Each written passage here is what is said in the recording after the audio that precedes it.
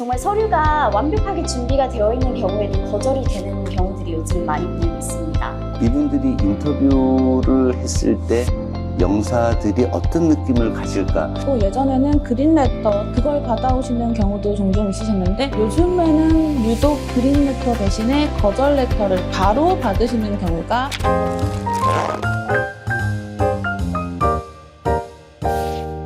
안녕하세요. 토마스앤Co 강제과장입니다. 이상윤 대표님과 김혜슬비 변호사님을 모시고 2025년 하반기 E2 비자 심사 기준에 대해서 이야기를 나누고 주의해야 할 점에 대해서 말씀을 드리도록 하겠습니다. 안녕하세요, 대표님. 네, 안녕하세요. 안녕하세요. 토마스앤엠코에서 미국 E2 비자를 담당하고 있는 김예슬비 미국 변호사입니다. E2 비자는 개인들이 미국에 투자를 하고 받는 E2 인베스터와 임직원들이 신청하고 발급받는 E2 인플로이 비자로 나눠지는데요. 인베스터 비자에 대해서 이야기 나눠보도록 하겠습니다.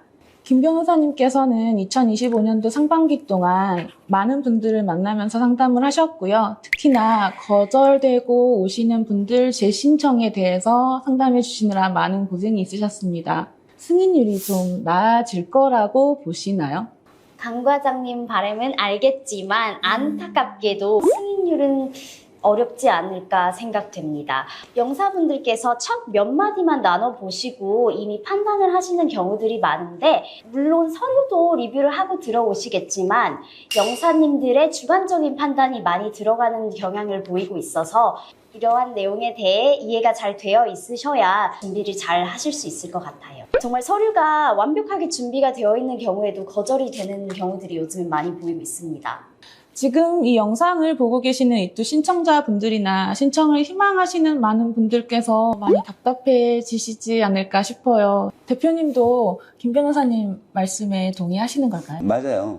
거절돼서 우리 회사 찾으신 손님들 상담해 보면은 이분들이 인터뷰를 했을 때 영사들이 어떤 느낌을 가질까 이런 생각이 아마 들 겁니다. 네, 맞습니다. 더 아쉬울 때는 한 번 거절하고 재신청할 때 저희가 케이스를 보는 경우에 처음부터 저희와 함께 했었으면 좀 더 열심히 준비를 하셔서 가셨으면 하는 생각이 들곤 합니다. 맞습니다. 심지어 영사님께서는 비자 승인을 주고 싶어서 질문에 질문을 더하고 더하셨는데도 영 엉뚱한 답변을 하셔가지고 결국에는 거절이 되신 분들도 여러 분 계셨던 걸로 저희는 확인을 했습니다. 그런데 대표님, 저희 지난번 케이스 분석 미팅 때 이것보다 더 심각한 문제가 있다고 하셨잖아요. 어떤 걸까요? 지원자의 그 인터뷰 태도도 문제지만 영사분들이 지원자한테 매장을 어떻게 인수했는지를 물어보는 게 많아요. 강 과장님 그 E2 인베스터 지금까지 상담하면서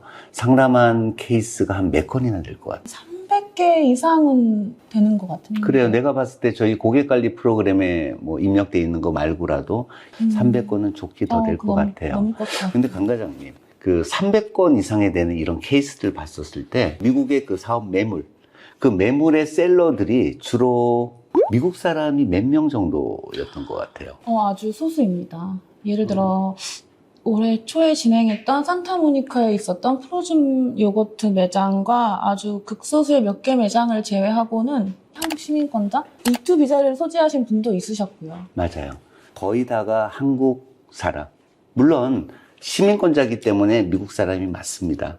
근데 지금 영사들은 한국 사람이 한국 사람의 매물을 사고 팔고 하는 과정에 있어가지고 석연치 않은 이런 부분을 갖고 있다는 거죠. 그런 부분들이 많이 문제점으로 대두되는 것도 있습니다.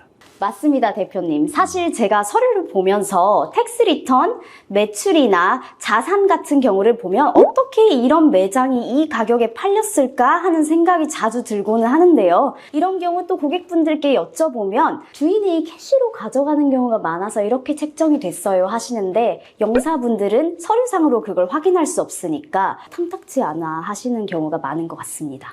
김변이 정확한 지적을 해줬습니다. 그래서 영사의 질문 중에는 투자금의 금액을 어떻게 정했냐는 말들이 많이 나오죠. 그런 질문이 요새 가장 많아지고 이런 부분들이 문제라는 거죠. 제가 변호사이기 때문에 이렇다 저렇다 어떻게 얘기하기가 조금 그렇긴 하지만 서류에 대한 부분이 정말 요즘 너무 중요한 것 같습니다. 인터뷰 하신 분들이 영사님들이 서류를 안 보시는 것 같다 이런 말씀도 종종 해주시는데 서류는 항상 꼭 보고 인터뷰를 보시는 게 확실하다고 보면 될 것 같아요. 그래서 서류는 정말 꼼꼼하게 잘 준비되어야 하는 부분 중에 하나인 것 같습니다. 네, 맞습니다. 서류를 더욱더 정확하게 보시고 있는 것 같더라고요.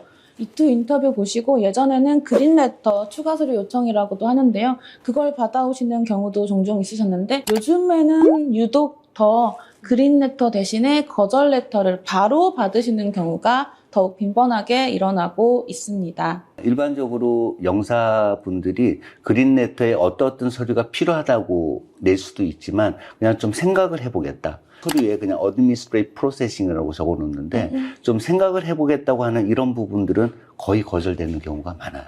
그런데 대표님, 저희 이전에 땡땡 고객님은 추가 서류 요청도 없었고 단지 조금 더 고려해 보시겠다고 한 후에 바로 승인 일주일 후에 받으셨던 걸로 네, 맞아요. 기억하는데요. 그 같은 경우 보면은 아무런 내용 없고 생각해보겠다 그랬는데 승인이 났죠. 네. 일주일 만에 났죠.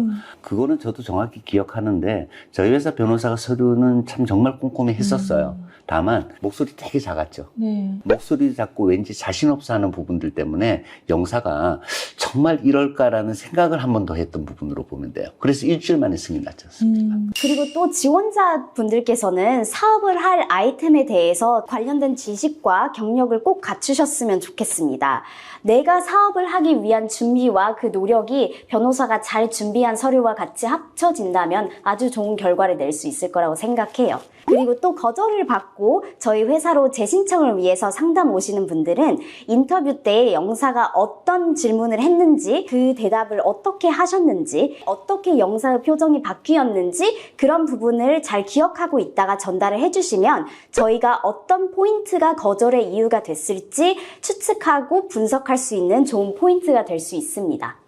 오늘 대표님과 그리고 변호사님 이야기를 듣고 있다 보니까 저는 오히려 희망적이라는 생각이 들기도 합니다. 시간을 두고 잘 준비해서 비자 신청이 들어간다면, 그리고 한 가지 더, 처음부터 저희 대표님이나 변호사님 같은 분들과 함께 준비를 시작하신다면, 그리고 거절이 된 이후에 저희에게 찾아오시는 것보다는 처음부터 함께 하시는 게 어떨까 하는 생각이 들기도 하는데요. 맞네요. 네. 맞아요. 네. 최근 미국 비자 이민 시장은 그 어느 때보다 빠르게 변화하고 있습니다. 이런 때일수록 더더욱 믿고 신뢰할 수 있는 전문가와 함께 하셔야 하는 중요한 때인데요. 저희 토마스 앤 앵코에서는 무료로 전화, 방문 상담 진행하고 있습니다.